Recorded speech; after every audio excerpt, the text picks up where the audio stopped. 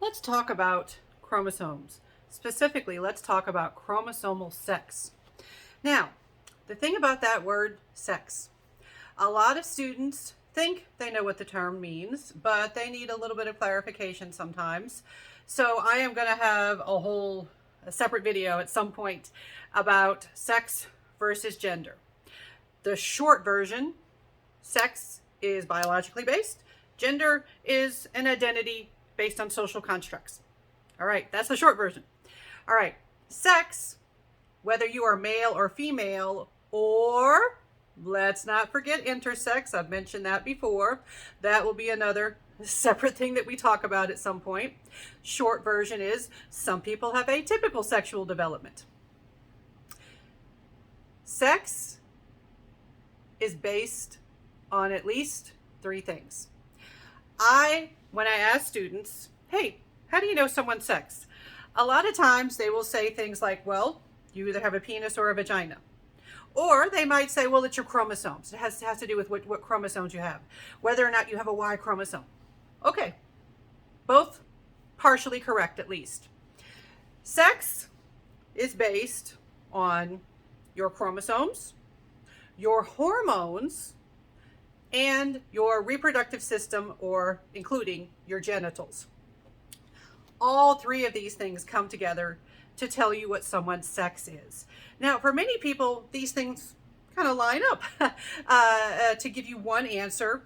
For most people, that answer would be male or female. Now, in this video, I'm focusing on chromosomal sex because this is meant to be used in a unit about prenatal development and what happens when we begin development. All right, so chromosomal sex. How do we know someone's chromosomal sex?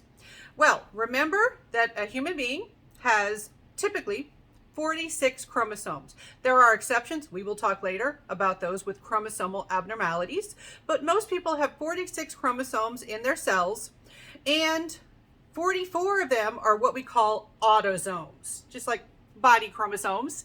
But you got two that are special. Two are called sex chromosomes. Remember, you have when all of your 46 chromosomes, they're paired off. So it's 23 plus 23 because you get 23 from the sperm, 23 from the ovum at the time of fertilization. Now, in these pairs, in the 23rd pair, of chromosomes, that's where you have your sex chromosomes. You can either have an X chromosome or a Y chromosome. And these are named based on the rough shape, but most chromosomes are roughly X-shaped. But that Y chromosome, it has kind of a Y shape to it. Now, if you've got a Y chromosome, typically that means you are male. Now, you can have chromosomal abnormalities where someone might have XXY or XYY. Talk about that separately. We're going to focus on situations where you either have XX or XY. XX, your chromosomal sex is female. XY, your chromosomal sex is male. So where does that come from? Where do you get your chromosomal sex from? Well, let's think about that. You get all your chromosomes from the gametes that got together for fertilization. So that means that either the sperm or the ovum from your biological parents would have to do with your chromosomal sex. Well, it can't come from your biological mother or the person who had XX chromosomes because they can only provide an X. All right, so someone who has XX, they are going to create an ovum that can only give you an X chromosome in that 23rd pair. All right, that's all they can give. But someone who is XY, when they ejaculate, when they create that sperm can either have an X or a Y, roughly 50-50 chance. All right, so your chromosomal sex depends on whether that ovum was penetrated, fertilized by a sperm with an X or a sperm with a Y. So it's actually the sperm that determines your chromosomal sex.